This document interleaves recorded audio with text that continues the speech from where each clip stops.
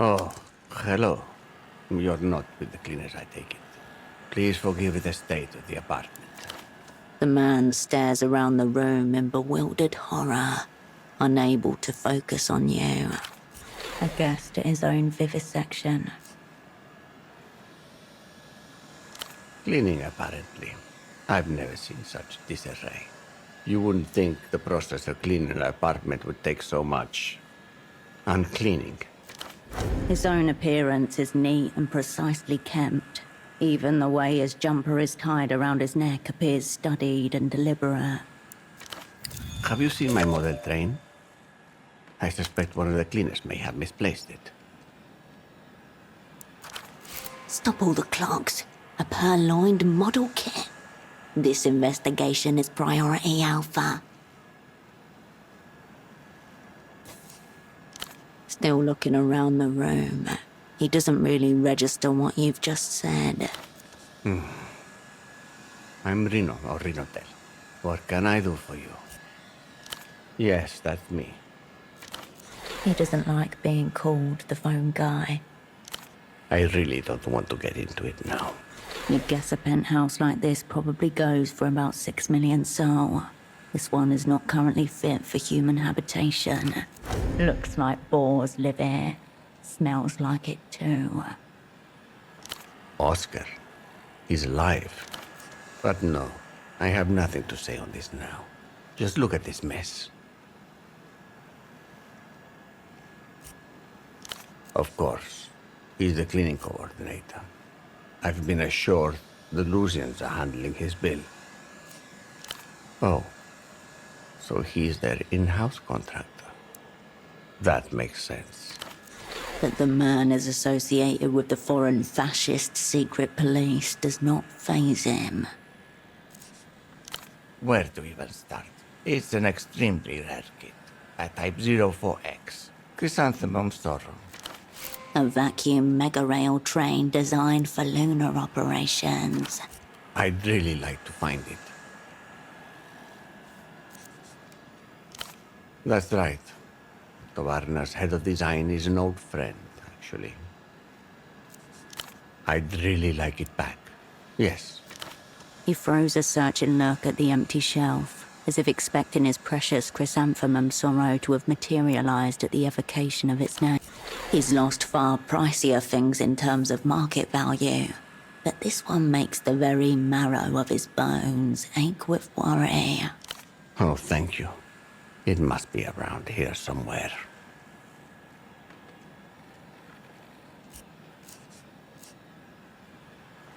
Right, that was you. I apologize. Some sessions can be intense cognitively. The specifics tend to blur. I was there for one of my regular consultations. Are you familiar with the transmigration of souls? It's loosely tied to neuroeconomics, which study how the brain makes market-related decisions. The market is, for the most part, ruled by investment cycles. I've grown rather weary of it. A mutual acquaintance helps me bypass them. He's a medium of sorts, highly attuned to transmigrating souls. These interstitial beings are a rich source of counter-cyclical investment advice. He is able to channel them. Irrational and inefficient. Of course, I only pay for things that work. No, not as such. Seizures are simply very regrettable prerequisite. You've heard the sounds that come out of them, yes? Speaking in tongues almost. It's terribly distressing. Primal at times. Senseless. And that's the point. Using your asset in ways never known to be possible. You have to respect it. A flagrant misuse of man for his own gain. Of course. What else do you have in mind? We do. Which? He shakes his head slightly, as if having forgotten the concept of business matters entirely. There are no tricks to it. It's largely compound interest and time. It's what I don't have right now, to be perfectly blunt. You know how superblock communists build their economics on 3 pillars.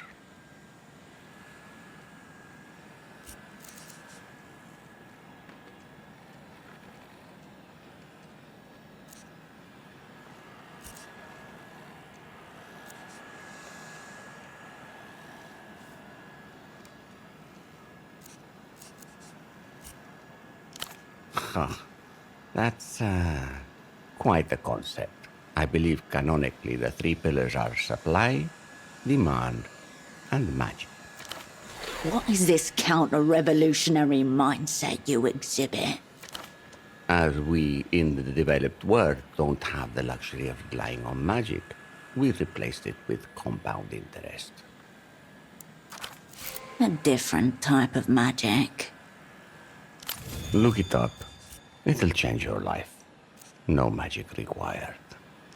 Well, it's not very politic to say, but most people suffer from poor impulse control. Factually untrue, as evidenced by his ilk's corpses not dangling from the city's lampposts. Ah, that. As a post-materialist, you see alienation as inherent to the system. Yes. Well, I see alienation as a regrettable manifestation of a deeper root cause. To tell you the truth, my own impulse control, or lack thereof, has been a lifelong curse. He masks it very well. My business endeavors have succeeded because I've spent years fighting my own wiring. To not fall prey to market logic, but instead bypass it. Often by esoteric means. Yes, a fascinating topic, and one we've already discussed. I don't know what you're talking about. Discrepancy found. Oh, right. It's possible I offered up my pied-à-terre as a venue. More as a courtesy than anything. A quid pro quo, even in the legal murk of the developed world. Ah, yes. Well, one of them anyway. Let's be clear that any dealings are strictly speculative. That said, I'm in the process of acquiring and rehabilitating a certain piece of disused infrastructure. It seems like a non sequitur, but this is the way of men of business.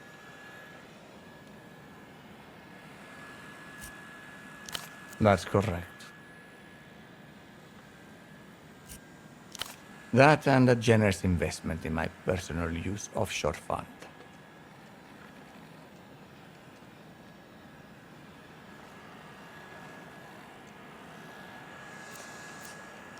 I'm afraid I don't know anything. My connection is with the Emter side of the table. All the same, worth probing. The Minister of Mass Culture? Yes. I gathered that he will be representing La Luz at the negotiating table. What about him? That's certainly out of the question. I understand Minister Reyes is intensely private. For security reasons. Never. The man sighs deeply and closes his eyes. He wants you to be gone when he opens them again. Well, I can't attest to their present condition. My dear friend Oscar and I went a bit hard. I haven't seen him in several days. Rather the opposite, I would say. But if you and Oscar are already acquainted, he's the one you should be speaking with. Well, there was also his deputy, the junior to Oscar's senior. Though I have to say, the young man seemed quite stressed. Yeah? Yes. I think dear Oscar may have delegated his duties a bit too aggressively. That's it, Frederick. Strange young man. I think this is his first big assignment. He's the one to speak to, I would say. Now please, be well.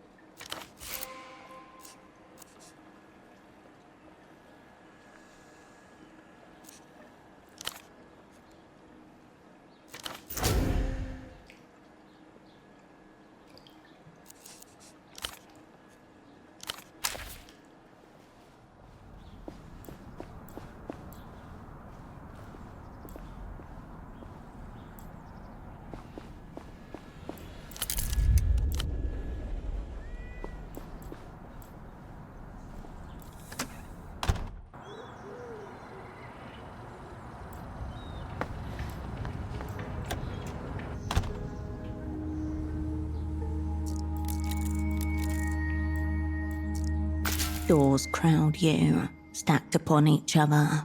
Behind one of them, your former asset Estoc, draped in a see-through cloak.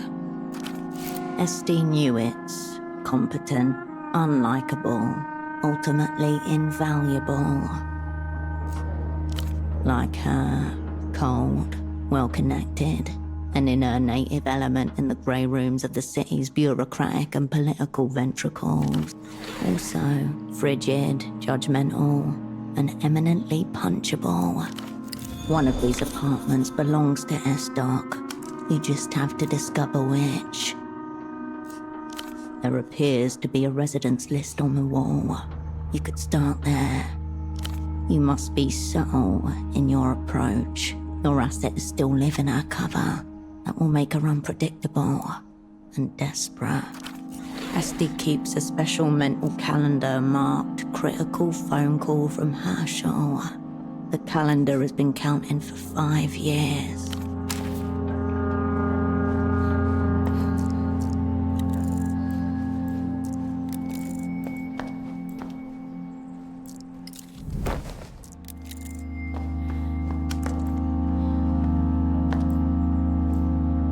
A large framed board with the title Residence printed across the top.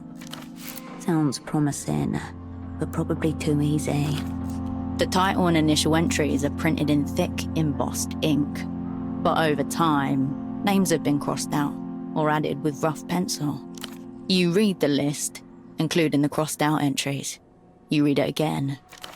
There is no Newitz. The list appears haphazard and poorly maintained, which no doubt suits Estoc perfectly. You come away from the wall.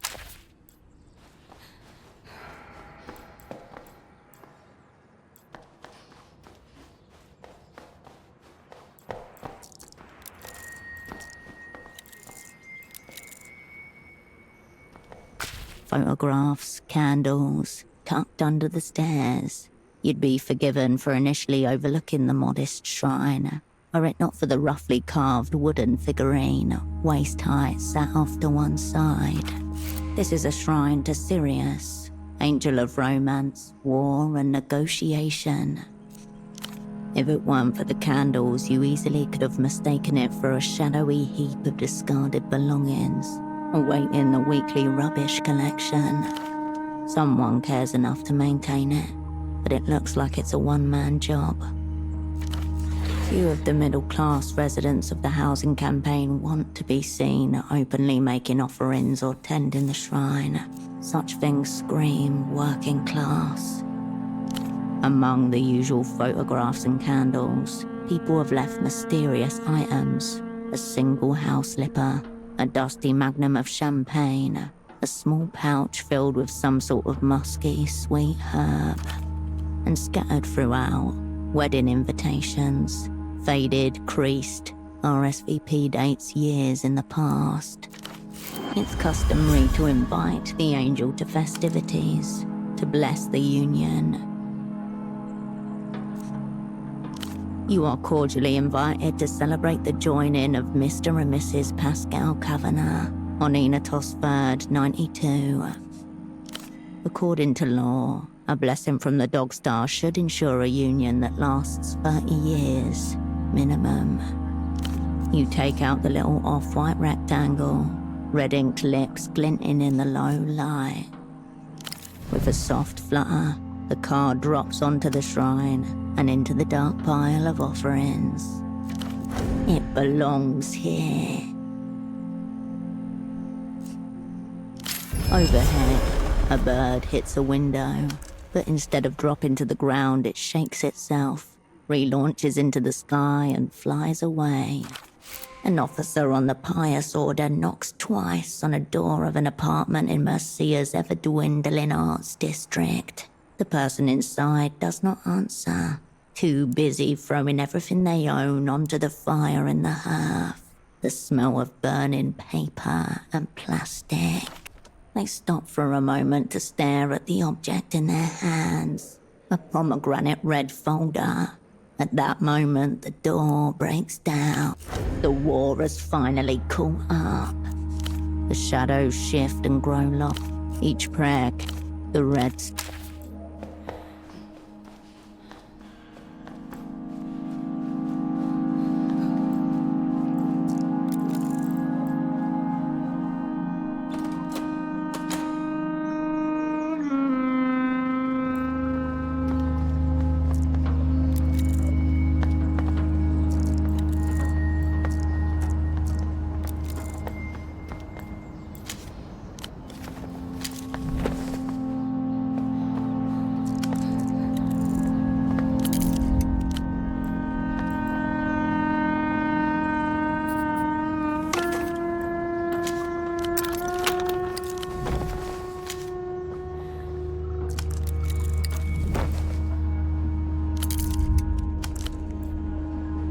A soft golden glow shines from within, curtains drawn. Return during the day.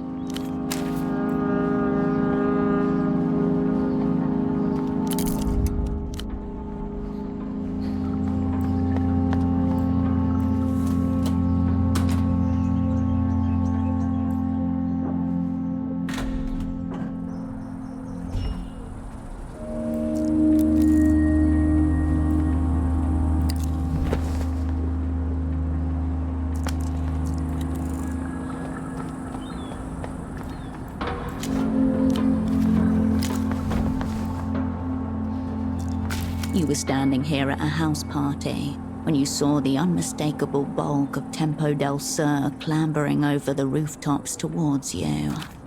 Herschel. A lopsided smirk on his face, an unusually light gait, the look of the expertly fucked. Fucking hell, what? You can smell cum or something? Well, you're right. I'm fucking full of it. Have a fag. He thrusts a cigarette into your hand, lights his own, leans back and grins benevolently at the world, giving you a glimpse of a white-powdered nostril. I heard the future tonight, Hirsch. The Illuminados are waking up, Hirsch. Dancing to a new form of electropop, a big wave gathering. Developed world's got no idea. No idea. What about it? World doesn't give a fuck about a crime against humanity if you make it all shiny and Listen, what's coming is coming. All we can do is make a ton of fucking money from it. He grabs your arm and drags you down to Party Alley, yelling at every DJ to play those fascist cunts with the hair.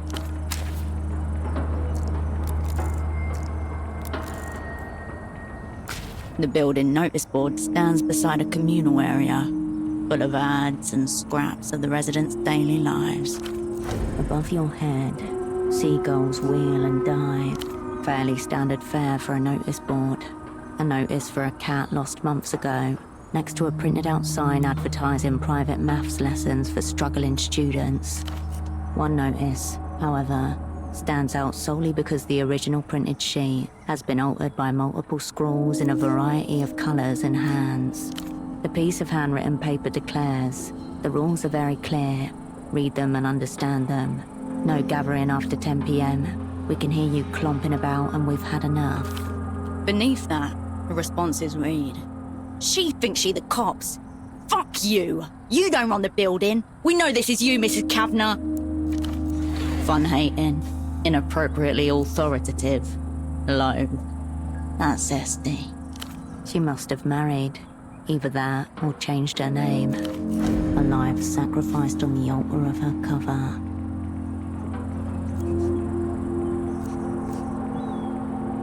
You know that she is known in this building as Mrs. Kavanagh.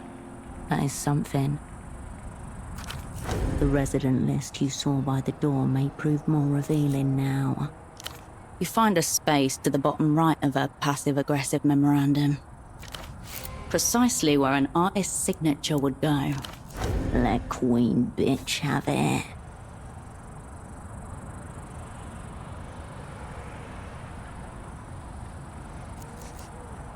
You scrawl it in capitals, in the most childish handwriting you can manage.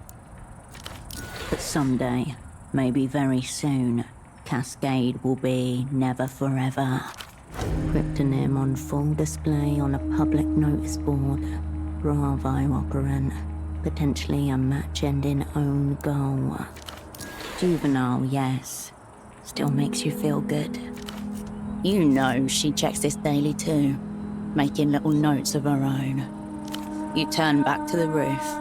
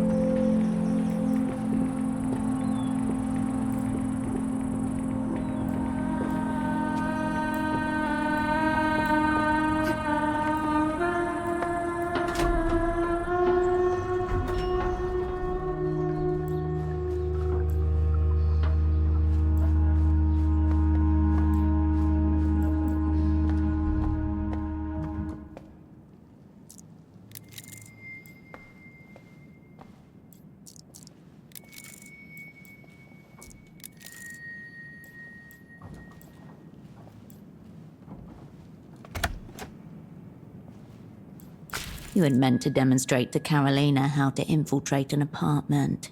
Instead, one of you knocked over a flower pot and you had to dart inside, panting, hoping no neighbors called the police. She picks up on your sarcasm, your lack of fear, echoes it. Little cuckoo. I hear the whippings are fun, if you're into that.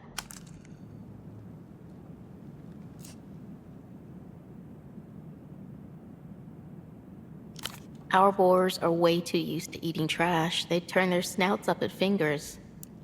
We'd be fed to the dolphins.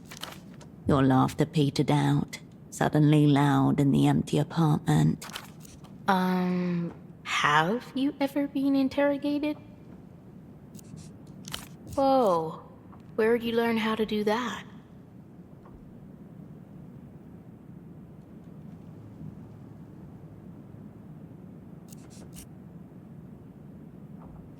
There is no record found of any operant succeeding in this maneuver.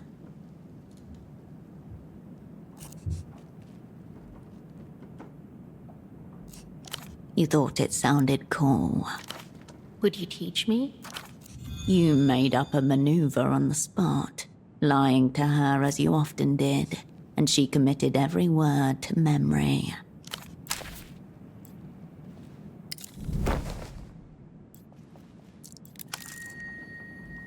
The moving boxes stacked in one corner of the little apartment are not empty, just abandoned. At some point, somebody tried to paint in here. Roller and tray, sponge caked with a crust of ivory latex, but gave up before they even covered half a wall.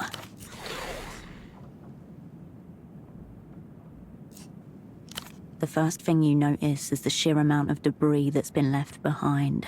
Empty plastic bottles, pillows without their cases, a pair of work boots, trash bags piled in the sink.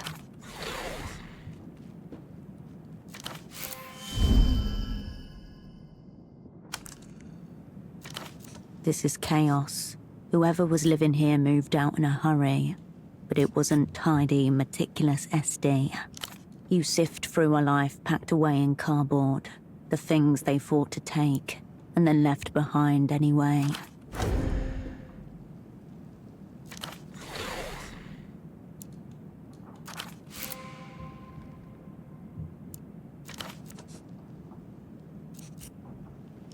You fold back the tops of the cardboard boxes, covering their contents.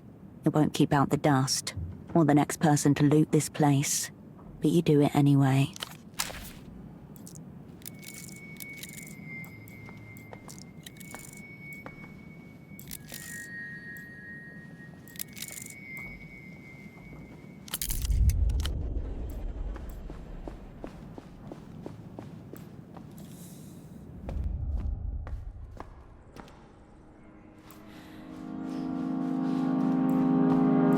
No soliciting.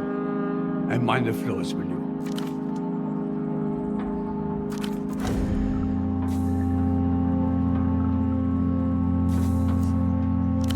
Good. Thank you. Finally... We're dealing with a get-off-my-property type here.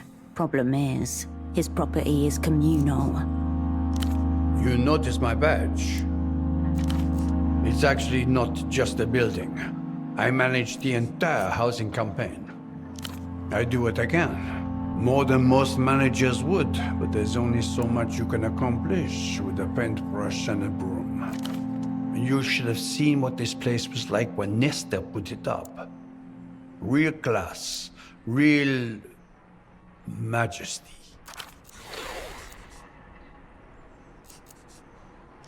A palace for the people. Clearly some kind of a slogan from the days when this was built. During the Nestorismo years, when the city was developing, some families needed to relocate so that we could have infrastructure. And this place was built to house them.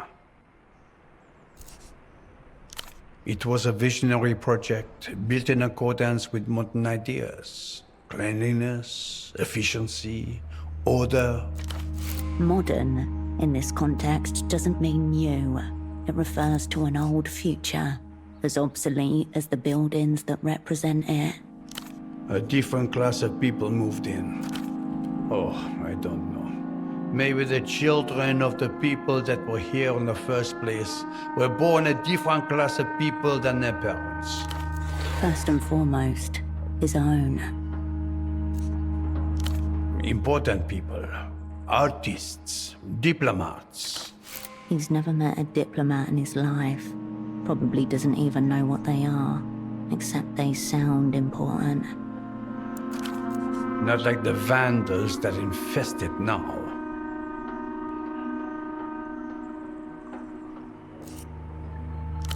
First job I ever took, and the last, probably.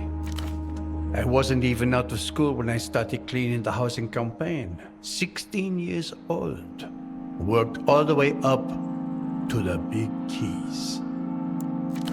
The state of the housing campaign and the state of his life are one and the same. Man, alley, symbiosis. Neither doing great.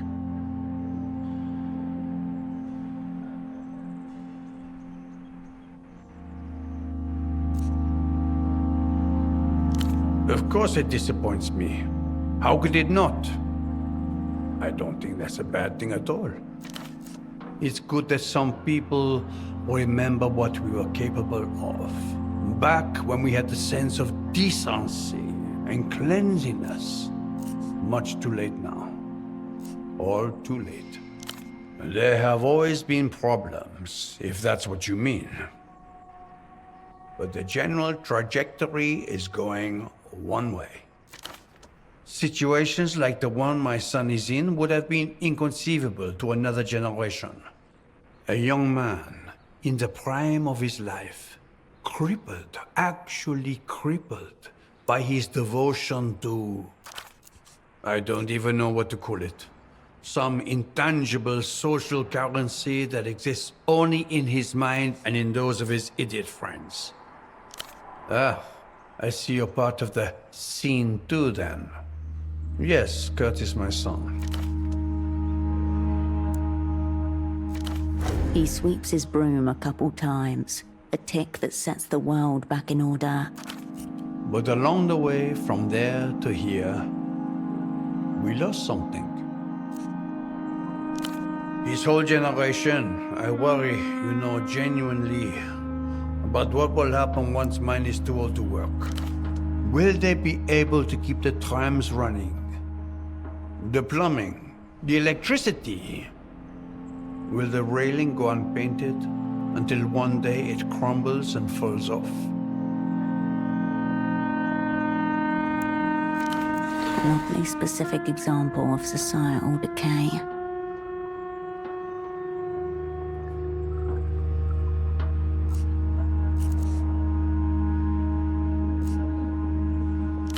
I suppose I would. I mean, yes, of course. I just don't see how. It's also ethereal. I'm not exaggerating when I say he and his idiot friends are fully capable of starving to death without realizing it, was evaluating each other's transparent jockstraps, or whatever the latest scene trend is. A race of primitive sophisticates wanders through the vine-covered ruins of Portofino, impeccably dressed in fabrics, the secrets of whose production has been lost. They skulk around judging each other's fashion, while the day's strip of rat meat dries on the line. I don't have any political inclinations. I just wish people would do their jobs. Is that really so radical? Thank you. Of course, fascism is a dirty word nowadays. But despite what people say about La Luz, the reunion wouldn't be the worst thing that could happen to Portofino. Would put some order into this place. I told you, I have no political inclinations. All I want is for someone to show people the proper way of doing things. Clearly, I'm not getting through to anyone. So someone with more power should step in. He looks at you, attempting to comprehend your question. After a long moment, he decides he can't. This is only a philosophical conversation for one of you. I don't know much about other places, but from what they tell me, everyone in La Luz has a purpose. The shoe shiner shines shoes, the building manager manages buildings. You know that apparently they have some kind of factories where singers have to make pop hits for 8 hours a day? Just like the rest of us. Everyone occupying one fixed and immovable place on the pyramid of life. I heard they pick them when they're still kids. You show some promise, it's off to the starlet factory. I do my part, they do theirs. If all society worked like this, well, that would be it. The world would work. No dreams of peace, justice, or equality. Only those of a well-oiled machine. He nods and sweeps his broom. Not really. I mean, you could help me sweep if you wanted to, but No, of course not. But I like to think if I can keep this place clean, I can keep my head above water. Look around. You think one person alone can clean all this? We used to have one manager and 3 concierge. Now, it's just me. I'll pay you 20 sol, if you're interested. A palliative measure at best. But then again, life is a palliative measure.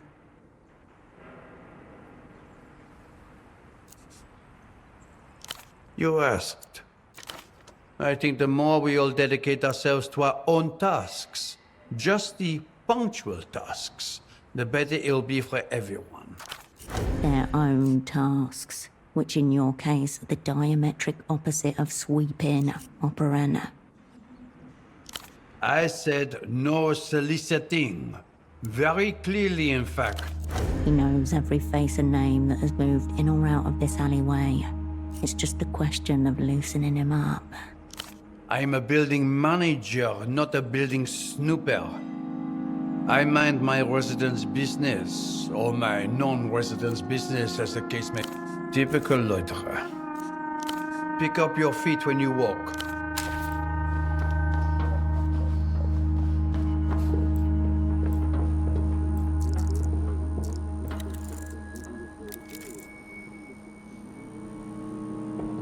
A postbox with drawers numbered 1 to 12.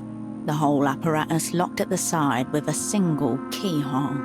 Mr. and Mrs. Kavanagh appear to be residents of apartment 4. S.D. Kavanagh. It rolls oddly off your mind's tongue. Knew it's had a nicer syllabic flow. You step away from...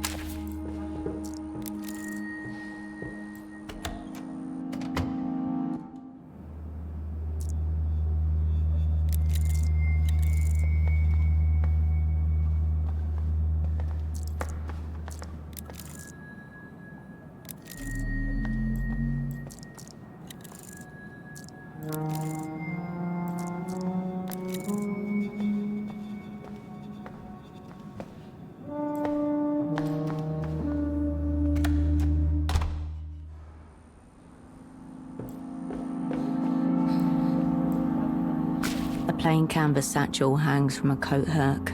A pair of colourful rain boots sit on the ground below it. No boots in the house.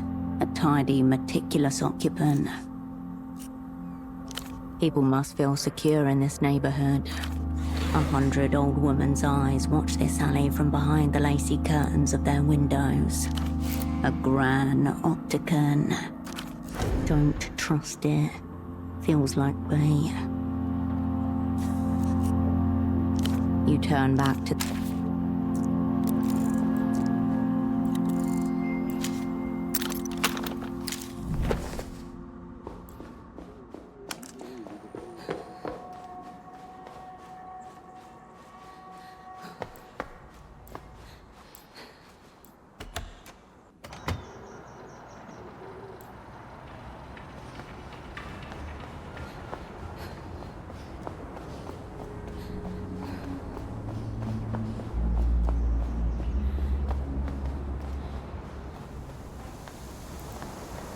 You pick up the payphone's handset.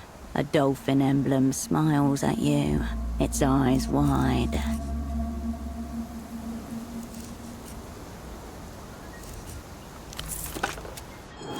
Yes. Very well. He really doesn't want to be doing business with Gonza. Or you, for that matter. I will send a driver. 30 minutes. Got it? 3. Oh. The streets exhale around you. The shouts of partygoers slacken and music thins to echoes. Beyond Party Alley, your asset awaits your signal. Further south, past the fraying edges of Party Alley, a man in a crisp tracksuit climbs into a heavily loaded tuk-tuk. He adjusts the rearview mirror and checks himself. Verdict: dope. The interval before Ramses picks up is not even a full ring. The cramped houseboat crossed in a single anxious stride. You good? Despite the quick answer, his voice sounds as though he's just emerged from sleep. Got it.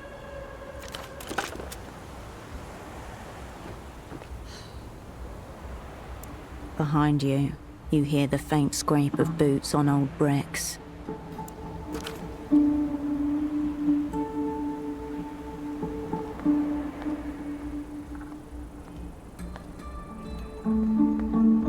You know, I wasn't sure you were going to call. His gait is off. He had another seizure since you left. If you'd called a little earlier, you might have gotten full-on seizure prophecies over the phone. But I still would have answered. How much time we got? Perfect. Like old times? The reigniting of a custom you'd feared lost forever. Engaging would only compromise your social and ballistic skills for no tangible benefit. A hit to steady the fibers can't hurt, just a small one. Oh yeah. That's why I put tobacco in there too.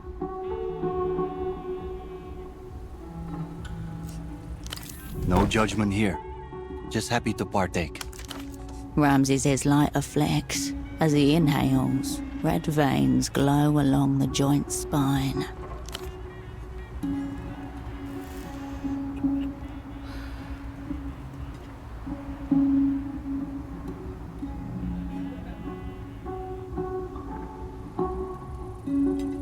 You take in smoke like a measured breath, just enough to douse your lungs. The crepitating telephoto lens of your mind widens as your circuitry slackens. Anyway, the Herschel. The fucking Herschel. Further down Party Alley, bass lines thump and laughter echoes. But here, the silence settles. The world shrinks to the here and now. This moment, it's important to him. A rekindling, maybe. Finding warmth among ashes grown cold. It's your turn, I think. You know, the aftermath of the shit show? You got a whiff of what it's been like for me. What happened to you, Hirsch? Don't tell him. There's a reason we keep it inside, where it doesn't hurt too much. Everything? Anything? Hirsch, I don't know a goddamn... I thought you were dead. You realize that, right?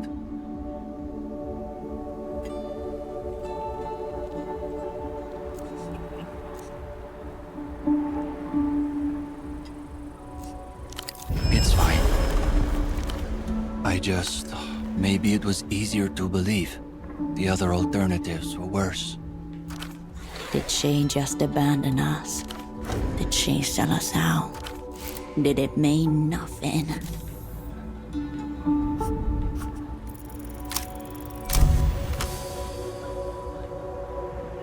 Floodgates open, one by one. Great walls of water come crashing down. Uh-huh. What, like cryosleep? Satellite Facility B, a suburb-sized arrangement of honeycomb structures. You remember the steps leading up to Portofiero's central station, awash in blurring fractals. Your legs weren't yours. They just moved. I always figured they just, you know, took you out back. For how long? Day 523, row unknown. Sighting of a senior operant dusting the spines of cloth-bound logbooks. Hands trembling, liver spotted. You kept moving. Ramses exhales and looks up at the sky, taking it all in. Above, a bottomless well, depths aglow with pale fires reaching out. You set anything on fire on your way out? Hard to imagine you manning a fucking desk. Back when I knew you, you could hardly sit still for a wiretap.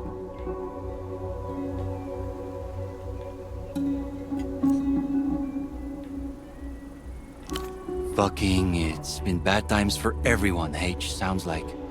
You think something to do with the stars?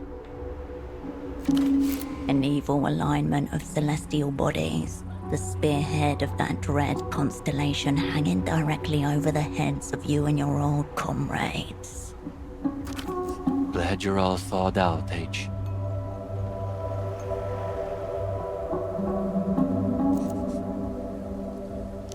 Time dilates as you both stand there, blowing clouds. You almost forget that you were waiting. Eventually, from down the street, the faint rumblings of a tuk-tuk grow louder. Headlights appear. Well, shit. Guessing that's our man. Go time? The ember glows, a tiny sun between your nails, the smoke taste of ash and something sweeter. And then, it's gone. The tuk-tuk slows to a near stop. The driver, heavy-set, or wearing thick clothing. The passenger seat is empty. It's about all you can see. A slight wobble in the back. Stacked pallets. No flickering lights from nearby windows. No other tuk-tuk lingering by. Low chances of passers-by intruding at this hour. Near ideal conditions for an ambush. A cloud of exhaust hangs in the still air before dissipating. The vehicle sits motionless.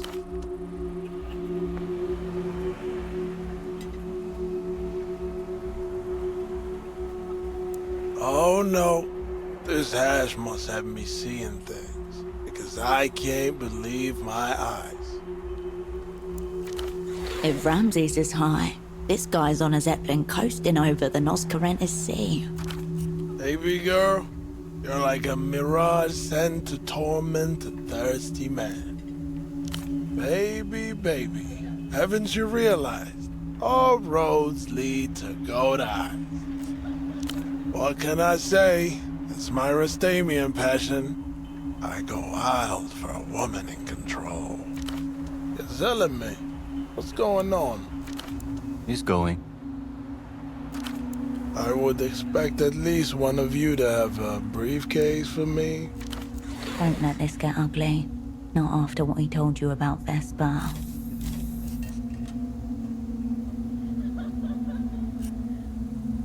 You map the angles from gutters to rooftop, scanning for lurking silhouettes and blind spots. He's alone, and not expecting any backup.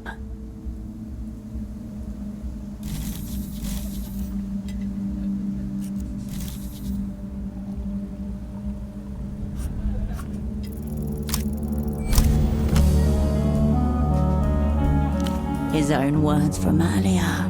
All roads lead to me. How can that be? Unless, of course, every road is a different path, a different story, a different reality. Exactly. That's kind of the poetry of it. It's got depths. Not depths, but fractals. Ever forking patterns undreamt of by him. I guess, yeah. That makes sense, I think.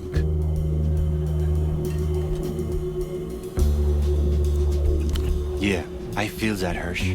Like, they don't start or end with anyone.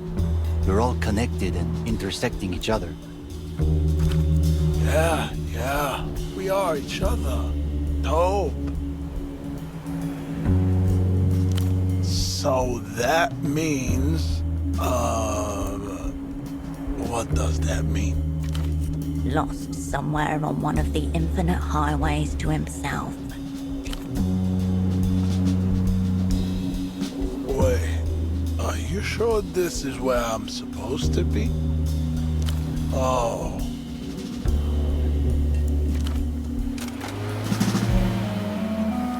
You and Ramsey slowly get into the tuk-tuk, your winnings in the back. As you drive away, you look at the passenger seat. Ramses looks tired but content. He's already helped himself to the meds.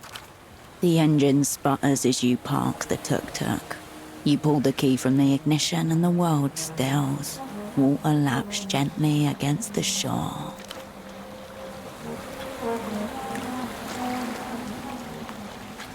Ramses exits the vehicle with a cautious slowness.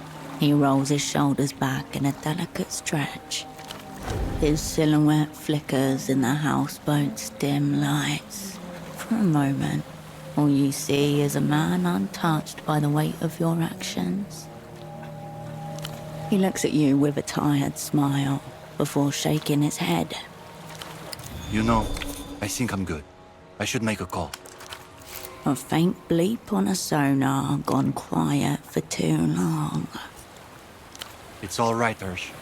That call's long overdue. A small promise, remade and unkept 1,000 times over. Tomorrow, he'd tell himself, until the word meant nothing. A woman, scarf framing her face in muted colours, places a basket of lavash and stuffed grapes by the houseboat door. Her husband, a silent sentinel, nods for her to step back, a thin bridge beckoning Ramses back. Yeah, I will do. Might be time to anchor this thing. I think I'm done with the hermit scene. Hints of a new life looming, unless you occlude it. What about you, H? You ever think of ditching your scene?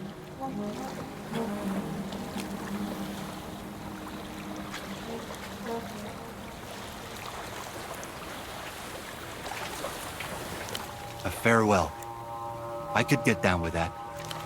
Anyway, I wanted to say, you know, when the time comes, I want in, Hirsch. You break 'em over and over, and still they stick by you.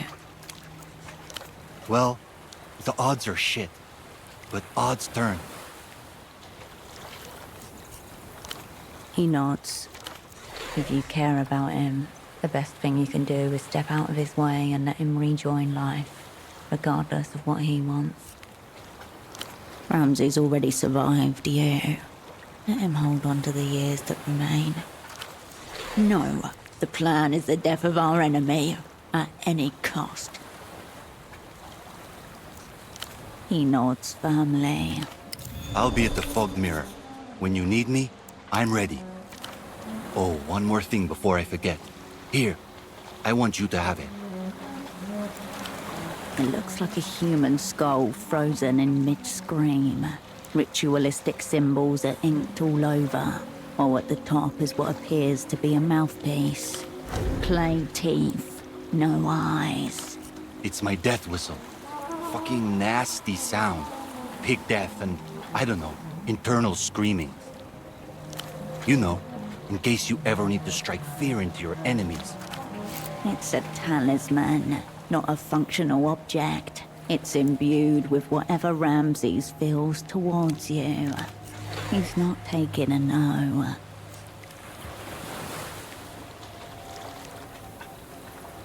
Your hand closes upon the clay bulk. With a loose fist, Ramses taps his chest twice and mutters words in Rustamian. It is a good thing yesterday was not the end of history after all. You turn away from each other.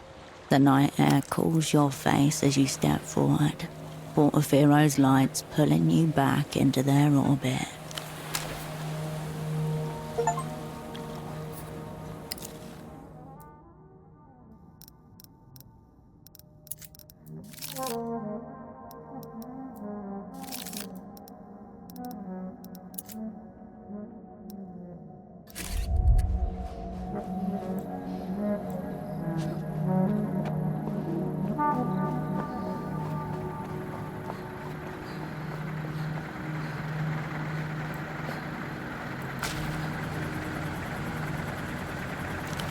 You robbed the man and left. An apology isn't undeserved. An amateur was outplayed by a professional. There's nothing to explain.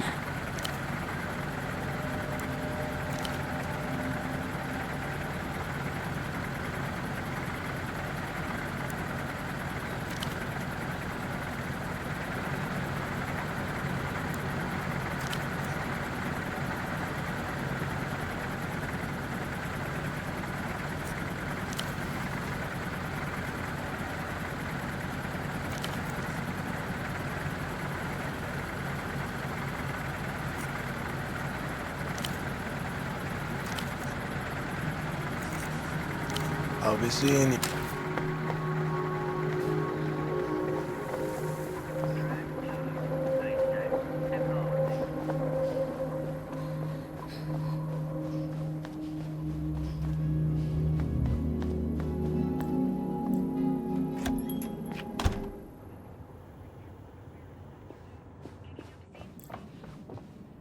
He returned to the workbench. The wheel was just a decorative add-on. It protrudes somehow from the front of the train like the statue crowning a ship's prow. The key appears to lie within the mangled plastic of the fracture point. You'll need to prune a few millimeters before what's left can fit together.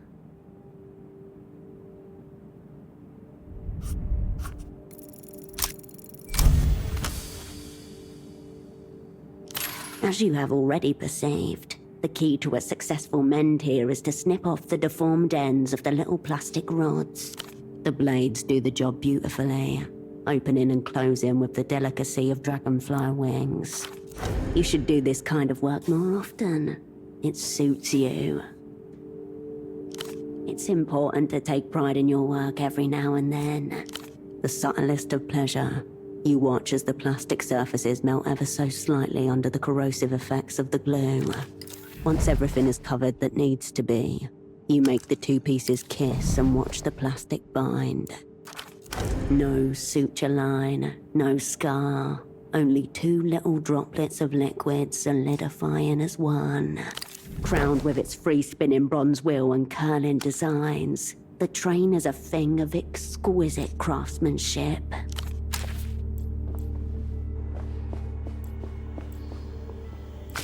The fax machine image quality. You turn.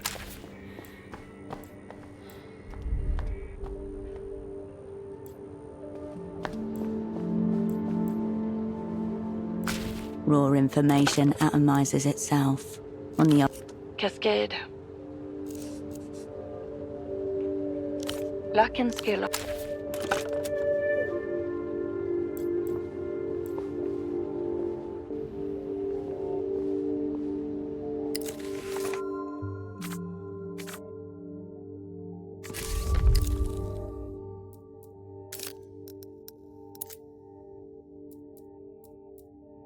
The title unfurls in jagged crimson letters. Blood type Hecatomb by H.S. Lastra. The words jar a memory, Holocene engrossed within its pages. Maybe the only time he was oblivious to the world. A stab of pain in some unknown psychic organ. Science fiction as a genre is utterly misunderstood by the majority, Cascade. It often contains the only ideas worth ideating. You recall a well-worn paperback copy undergoing torturous planar transformations as Holocene paced back and forth, wringing it like a rag, as if it was holding out on its final secret. A geometrically precise triangle was folded over on page 528, a couple of chapters from the end. You have struck the cruelest blow. You have saved it from where it lay, gathering expensive dust. Honor has been restored to literature. Now burn it to prevent contamination of incendiary ideas. He hopes so too. Pay close attention to what you find in here. It clearly holds deep significance for your troubled friend. The book is 563 pages long, not including Lastra's notoriously indulgent appendix. Cascade, stop. Don't overthink this. I just did. I can again if you want. Don't overthink this. I'm not. This is just a real-time memory dissociation, conjured from the fringes of cipher-induced mania. A likely story. More likely. He's viewing you right now. You don't have to read the book. You just have to read the cipher. And that very particular chapter that the extract is from. Of course. Reread the cipher, using the book as a new key. Exactly.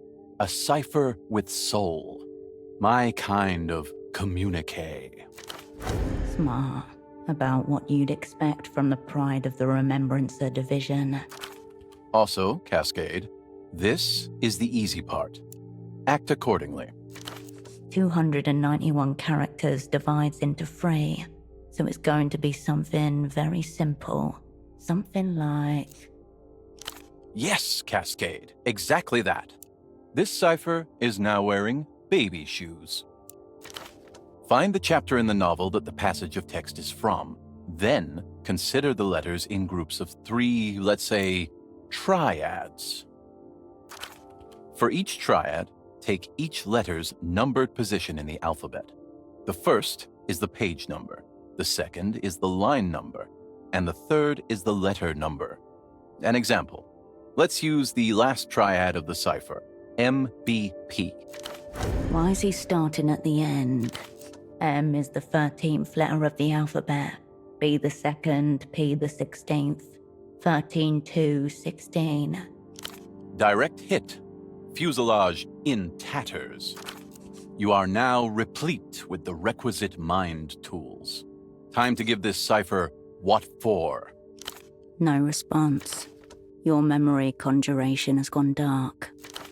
All message conveyed. He has cut the psychic link and stopped remote viewing you. Put them both together. Your former double's carefully placed torches will catch a light. An ancient map to the catacombs of meaning. You look at the cipher and the book next to each other. One short and erratic, the other lengthy and considered. The maelstrom of black markings feels like home now, almost cozy. You skim the book and find the relevant chapter, which turns out to be a particularly bloody scene deep in the Act 5 climax. Then, taking the first letter to be a page number, the second to be a line number, and the third to be a letter number, you begin. The first letter is I. The second letter is B. And no one would ever know.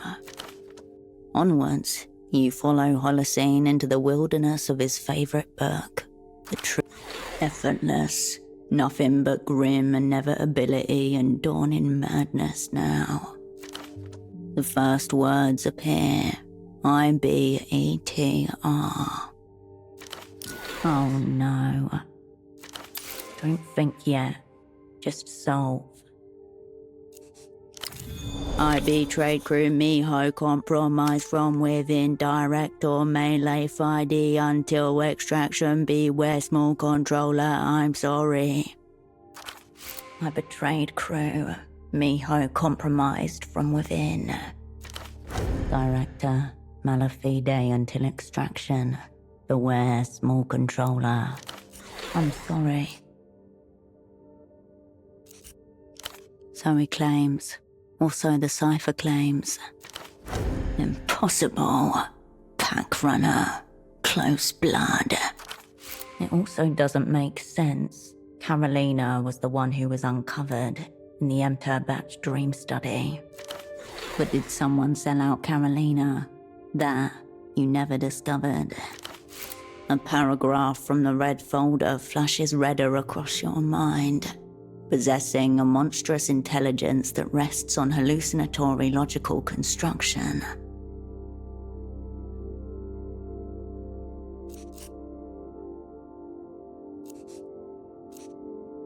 If so, the board has reached its end state.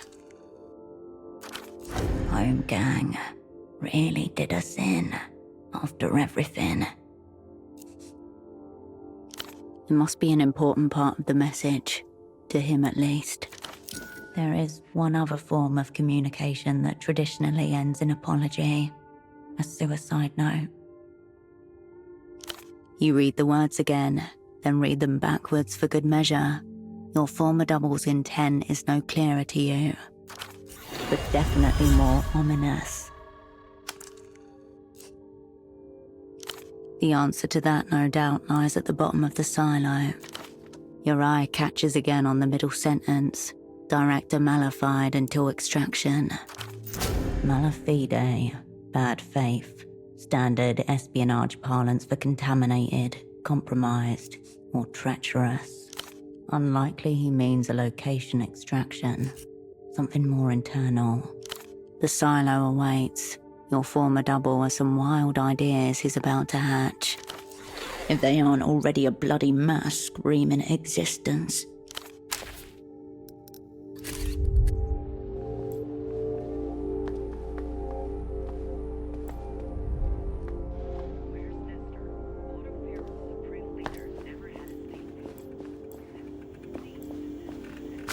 The fax machine, you turn.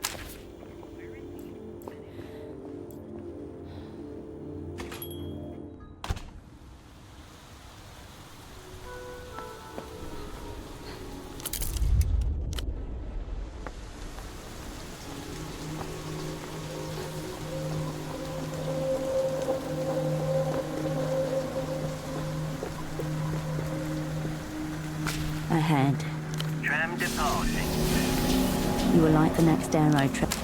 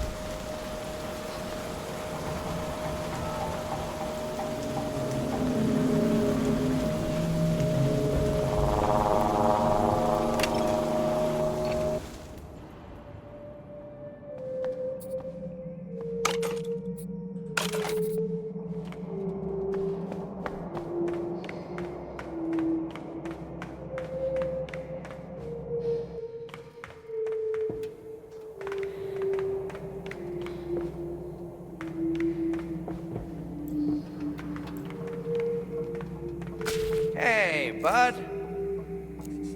You look a bit pale, bud. What happened? Quite the heavy load for a staircase. But then again, He has felt it too. it's been a while, but you've humored me enough, bud. Just glad you made it back up.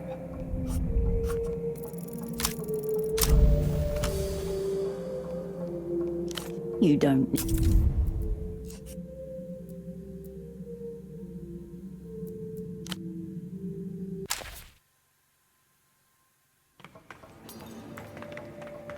Hey, you look a bit pale, but quite the heavy.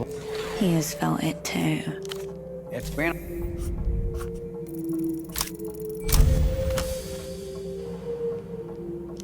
His silly theory isn't about you or him. It's about places. Places like this one, shaped by history. Most of them are. It's just more palpable here.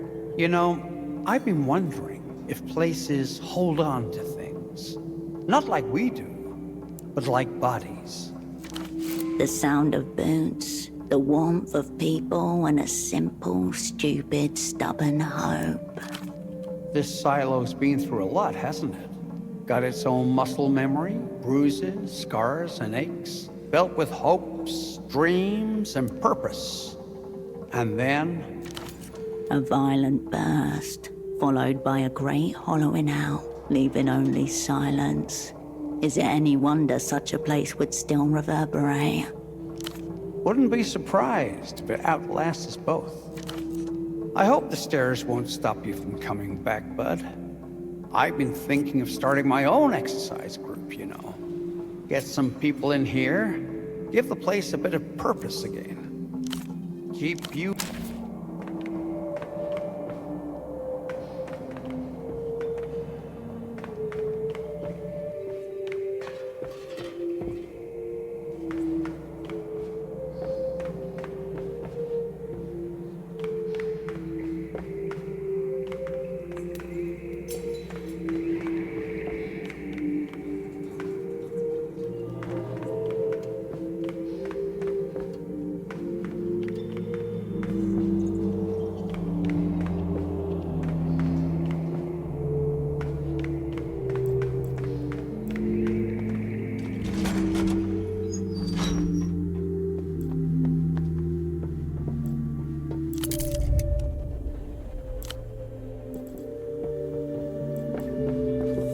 A dark patch of glistening mold curls out from the base of the far wall. Damp, slightly raised, almost fuzzy, like it's sweating. The mold has a vague and irregular shape, like black splotches of malignancy on an X-ray. Yellow tendrils streak across it. Slime class, if you were to guess. Viscerum polycephalum, to be specific. Short-lived mold phase, circa 63. Not really. Nothing observable, at least. Quiet calculations, chemical negotiations, feeling the terrain. Just mold stuff. 1,000 skinny antennas. The tendrils seem to favor seams and stress lines rather than smooth concrete. It's not climbing fast, but it is climbing.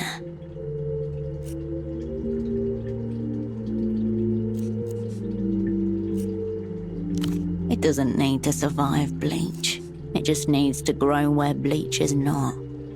The denser part sits low, where the floor dips slightly. From there, its growths fan out and up, thinning into forking strands. Tucked into the upper corner, an old ventilation grill, square and rust-rimmed. No condensation, moisture stains or signs of dripping. Not the origin point. You unfocus your eyes and the silo reconfigures itself, not as a monument, but as geometry. Condensation trails along the cable trunk. Faint warps across the ceiling panel, load stress from moisture rot, blackening around a bolted vent. Neither rust nor soot. You follow the spread backward, through cinder block and pipe, along maintenance crawl spaces and sealed corridors, beyond human reach. It started in sub-level 3, rose like a prayer through darks and electrical chases. A slow fungal liturgy. There's a second silo underneath this one now. Soft, wet, and dreaming.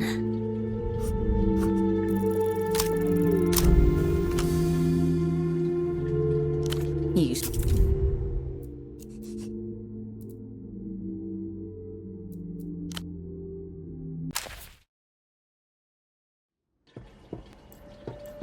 A dark, damp, the mold, slime, viscerum poly, short-lived, not really. Quiet calc, 1,000. It's not solid opera. The denser part, tucked into the no condensation. You unfocus condensation. You follow the spread. It's done. There's a second side.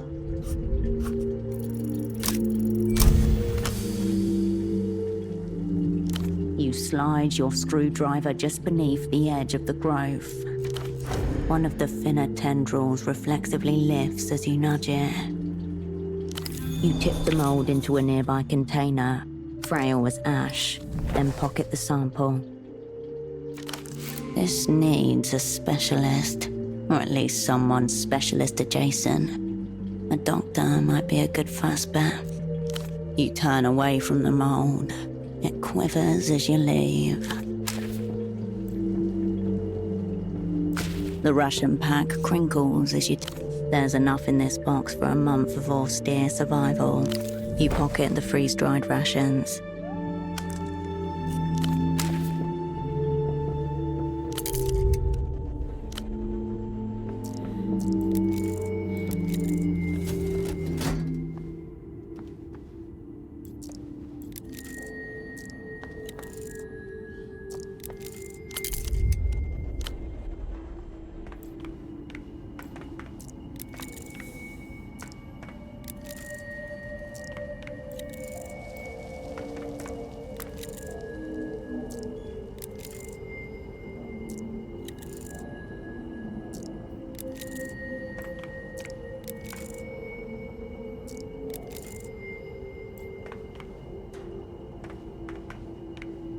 Cascade, stop. Before you utter a word, be aware that anything you say in my presence, anything I hear, should be considered pre-intercepted by the small controller. That explains communicating through cipher, though we may soon be rezoning the boundaries of explanation.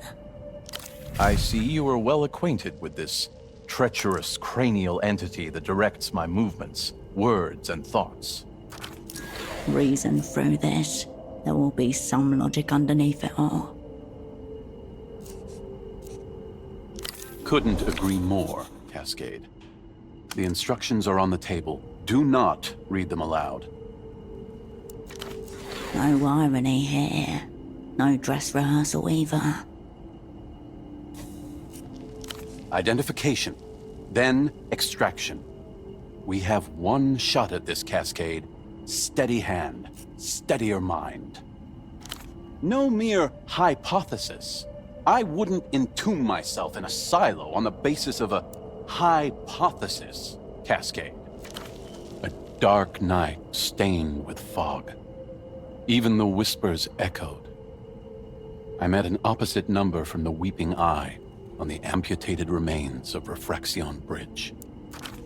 The iron artery that was intended to link Portofino with Leluz until the collapse of the old Lusian Empire in Year Zero. The ruins became an infamous suicide spot in the 50s.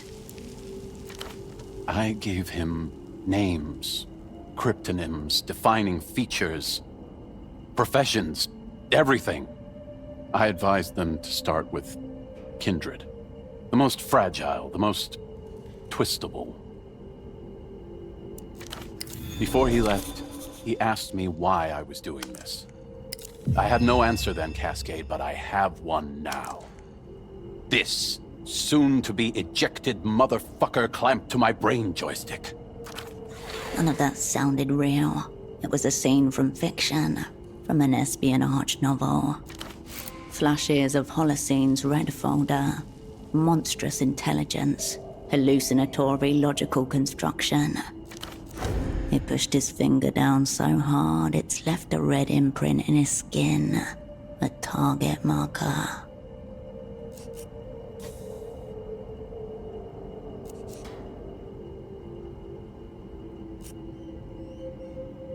Now he's got you thinking like the rest of them, Cascade. Everything is a fiction. It rose like a necro-parasite from the twitching corpse of history. I was a sock puppet traitor. I betrayed us all. And if not me, then who? As with any espionage catastrophe, there is no true answer. Or there are 100 answers. That's what's killing him. Better to go along with this. We'll have a stronger chance of pulling him clear of this psychological wreckage. Deeply ironic considering the circumstances. I would never consciously betray you, Cascade, but it was me. Identification, then extraction. This is a direct order from Miho. Please.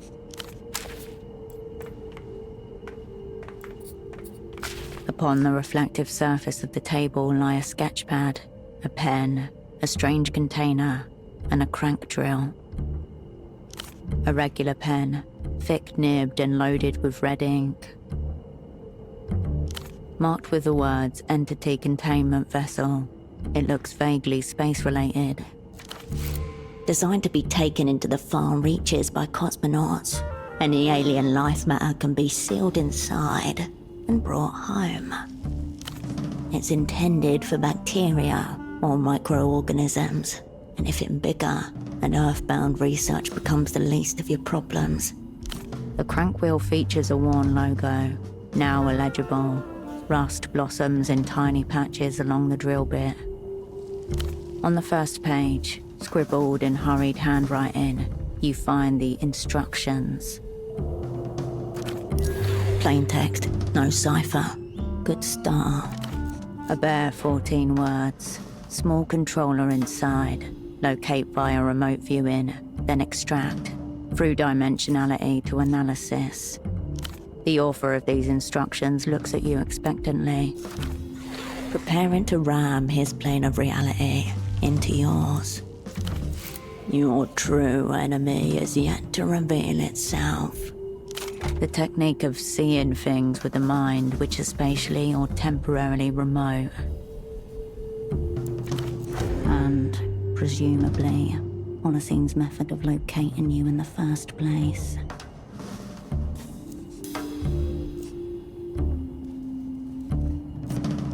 Close your eyes. Think of what you're trying to see. Then draw what comes to you. If there is a Holocene, there is also an inner Holocene. Fall in with his own systems. Bridle his hypertrophied imagination. The outcome will be the same.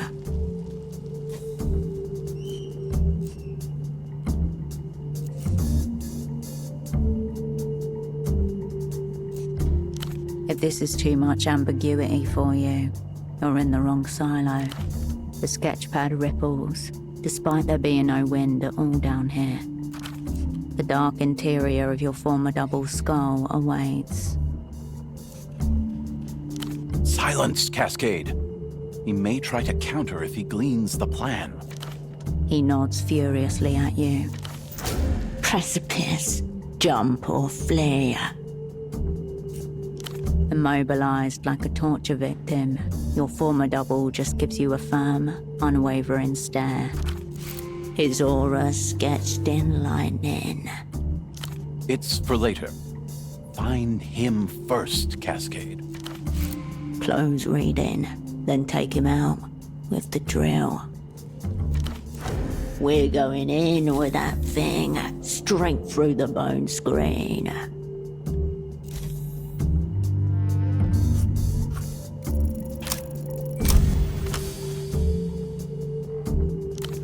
You close your eyes, then your judgment, then your imagination.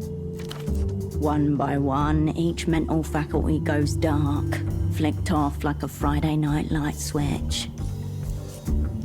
You do not see anything inside Holocene. You could not guess what it is you are drawing, but still, attributes float towards you. Living and round, living and round and within. Scheming, force, dangerous. A nuclear core of psychosis, both real and imagined.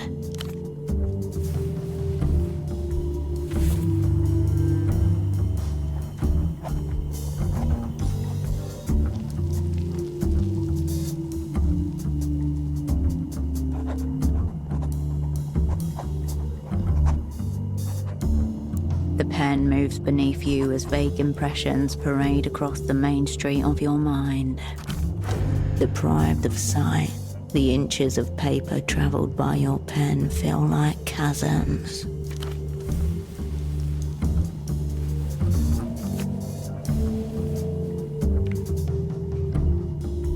And then, your hand stops moving, almost of its own will. It is done. Your marks have found a form, one that looks a lot like a small animal. Oval, alien eyes, long, clinging fingers. Cascade, what have you seen? You have seen and drawn a tarsia. A crude impression of one at least.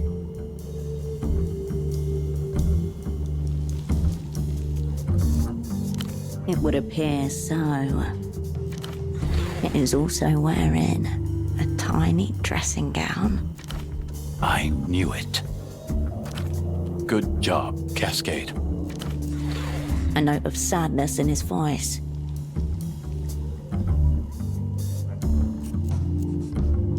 That's the form he's currently taking. Maybe that's his true form, maybe he's mocking us.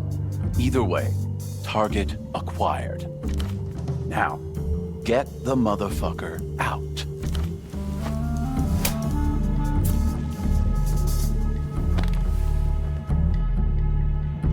A movement so quick you don't even understand what's happening at first. Holocene's arm whips and slams something into his neck. Syringe, free hand. His muscles slacken, his eyes roll wide. In his hand, a syringe of unknown anesthetic. No response. Your former double is out cold. The empty syringe falls from his grip and rattles across the floor. From the implement table, the crank drill snickers at you. The drill speaks for itself. This is the extraction phase. You've taken the tools up one by one in intended order. Now comes the final tool and the logical end. The moment we've been waiting for our entire life, Herschen. Stoop to the occasion. Trepan him.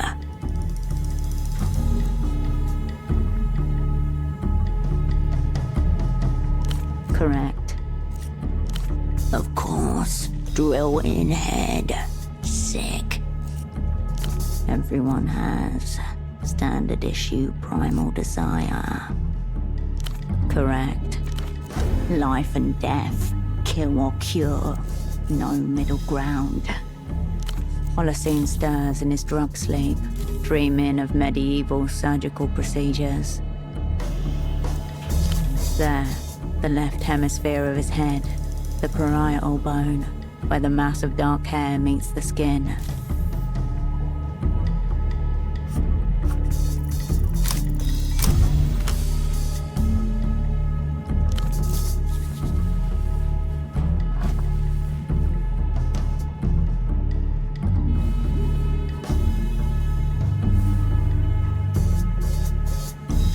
You feel it as soon as drill tip meets boyish brow. The frailty of human life, just a single bone screen away from the open plain called death. You twist the drill's wheel a full revolution. A droplet of blood slips loose. Then the vibrations begin shaking their way up your forearm. Revolutions upon revolutions. Centuries-old paintings of patients, sans anesthesia, getting bloody chunks removed from a head. The agony, the insanity.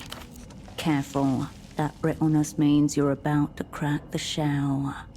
A tiny crescent moon of blood forms on your former double's forehead. A curtain of skin falls to the side, and you see the coin-sized disc you've carved out. Feel that, life and death trembling beneath you. A single gram of pressure between them. The circle of bone comes away easier than you thought it would. The drill metal brushes something soft behind it. A porthole opens into vein-crossed dimness. Brain matter quivers, slick with blood and cerebrospinal fluid. Ridges and folds beneath red tendrils, forming unknowable biological runes. Somewhere within, a hard drive of perfect memory. Each scene evenly catalogued and ready for playback. Light shines for the first time on territories it has never before reached. Nestled in the folds, a glimmer of wet flesh, a different color from anything around it. Your aim was true. Your fingers brush up against the flesh, and the ensuing chill reverberates in the deepest recesses of you. Tarsier-shaped. A little curled-up tarsier. A tarsier embryo, maybe. But yes, it could be argued.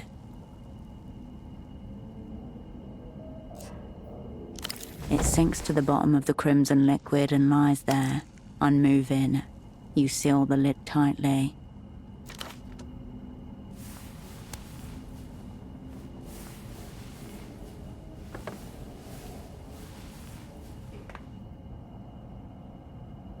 The important thing is that your double, miraculously, appears to have survived.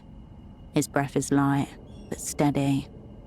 A matter of perspective, but he'll recover from the sedative in a few hours. There is no response, but a shadow dips across your former double's expression. Good job, Cascade. Miho salutes you.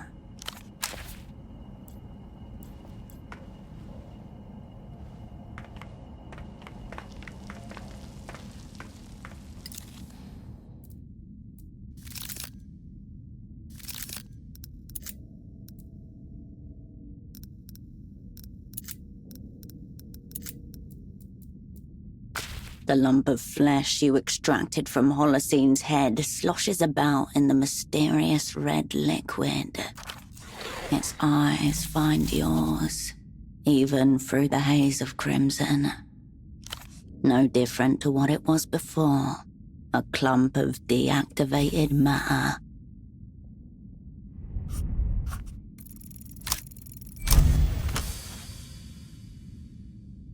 This being has no external voice, but it may have an internal one. Close your eyes. Reach out. Commune. Keep reaching. Push your elbow against the psychic rails. Splay the fingers on your ghost hand.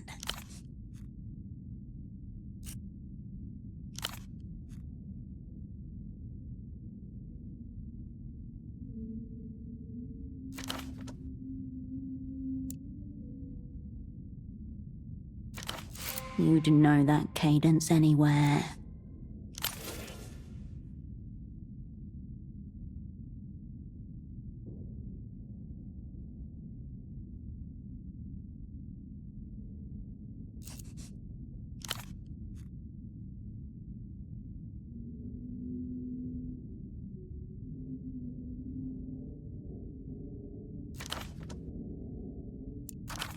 Small controller. Or former double. Both possible entities are devious in their intelligence. This ends here. Close the door on the madness you have unleashed upon yourself.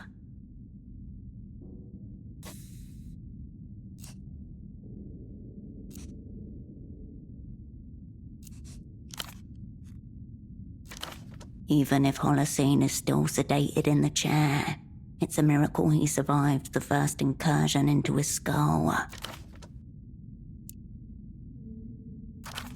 Your orders come from the Operant Bureau, not from gristle in a jar. Parasite, deceiver, kill.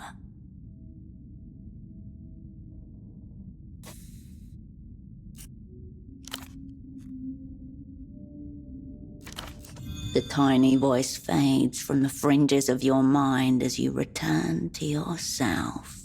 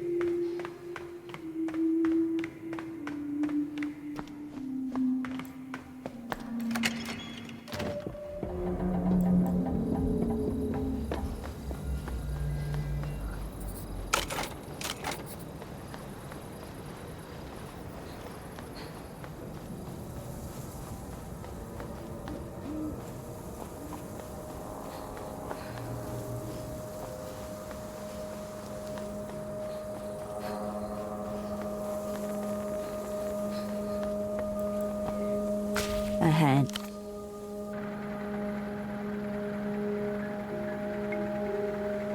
You catch the next arrow.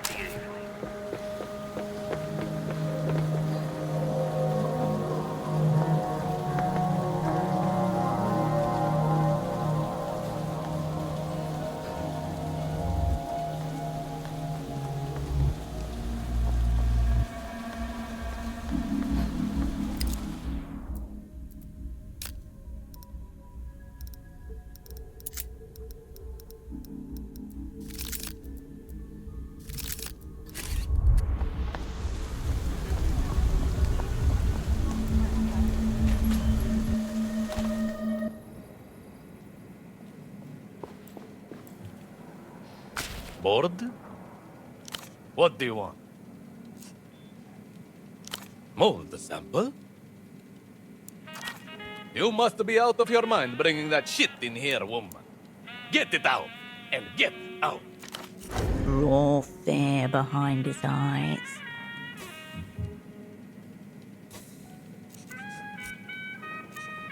Two words for you. Sentient. Life. It develops hunger. An imperial tendency. Here's my medical grade advice. Go back outside. Curl up in a ditch and wait for it to start giving you orders. The mycelial controller. In the meantime, get the fuck out of here. Adios.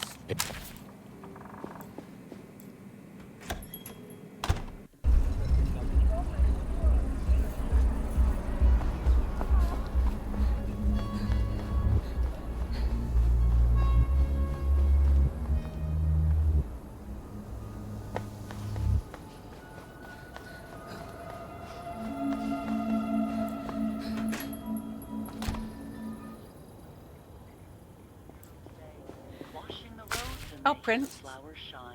I'll be here.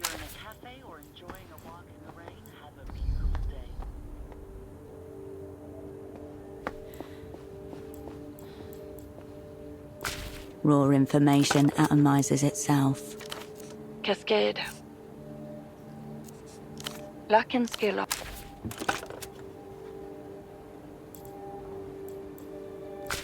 Three posters stare back at you from the wall.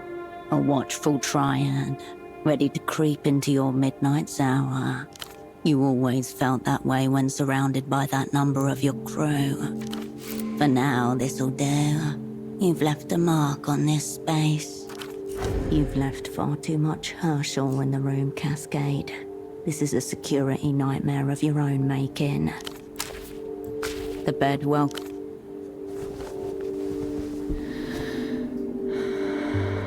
The stillness of the room quiet.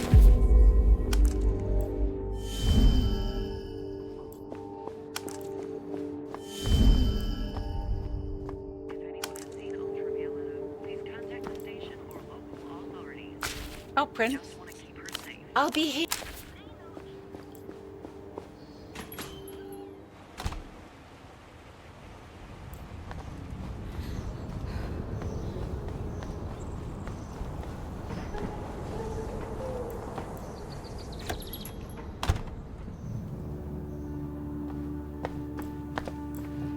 Hello, Cascade.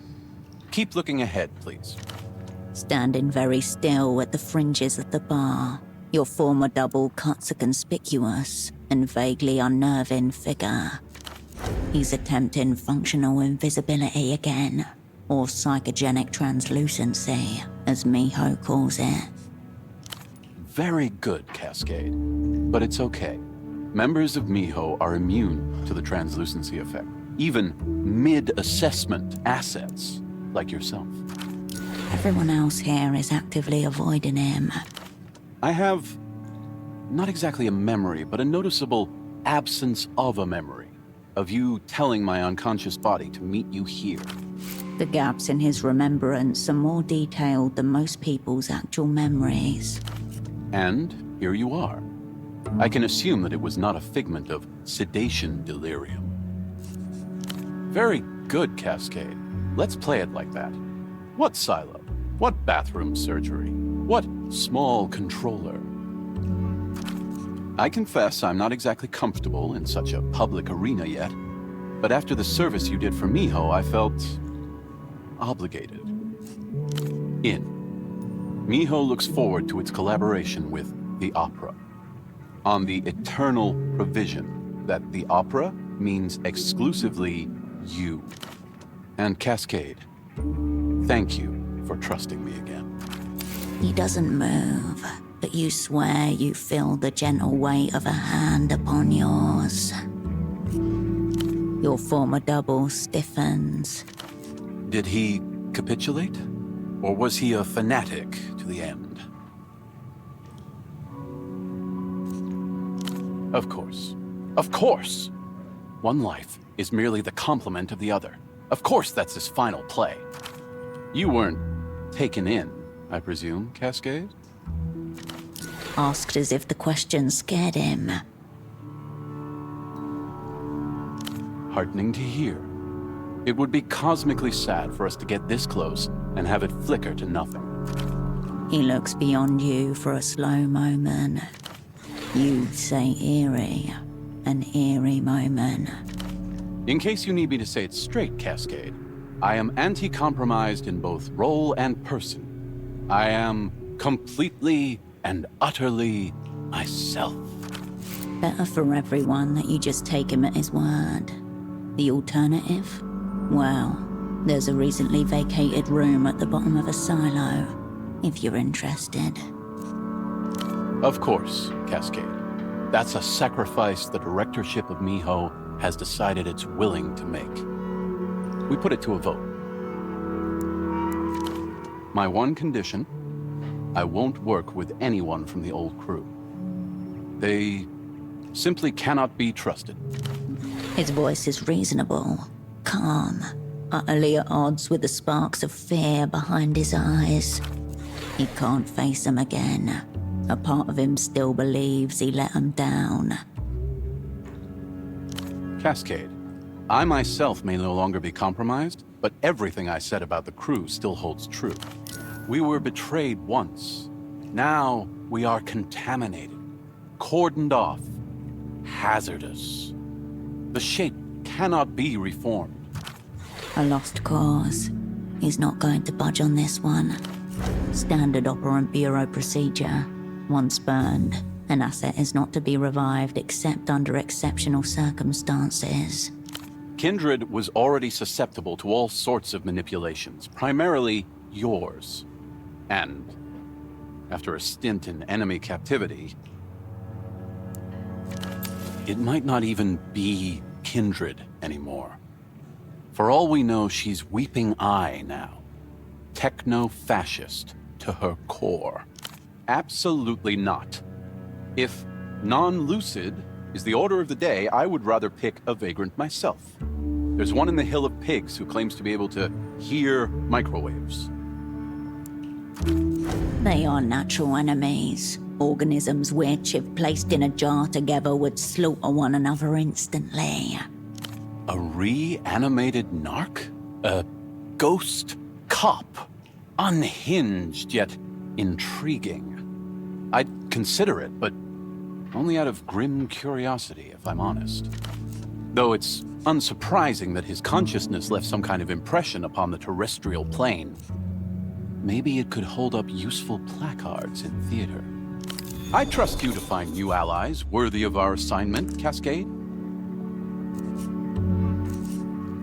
I'll be here, Cascade.